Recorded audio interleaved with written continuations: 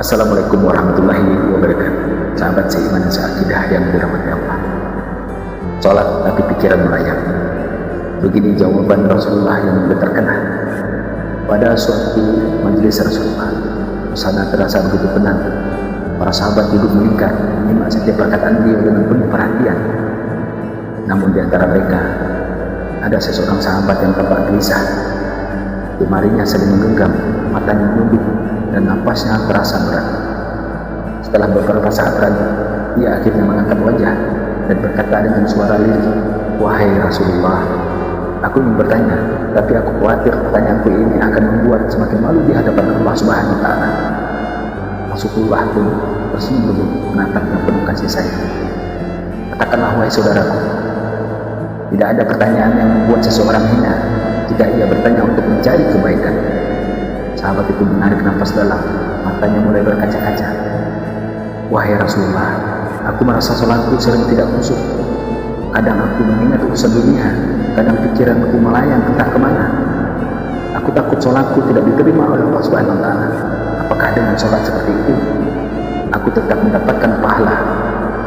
Suasana majelis ketika menjadi hening, para sahabat lainnya ikut menunduk, merasakan kegelisahan yang sama. Mereka tahu betapa beratnya pertanyaan itu, namun yang terjadi setelahnya benar-benar luar dugaan. Rasulullah tidak langsung menjawab. Beliau menatap sahabat itu dengan penuh kerendukan. Lalu tiba-tiba air mata mulai membasahi pipi beliau. Para sahabat itu terkejut. Mereka jarang melihat Rasulullah menangis dalam situasi seperti ini. Dengan suara bergetar, beliau berkata, "Demi zat yang jiwaku berada di tangannya, sungguh setan tidak akan pernah berhenti berusaha mencuri bagian dari sholat seorang hamba hingga ia teralihkan. Tapi ketahuilah, Allah tetap melihat usahamu." Rasulullah menarik nafas dalam, lalu melanjutkan, "Wahai saudara, jika engkau meninggalkan sholat hanya karena takut tidak khusyuk, maka setan akan menang.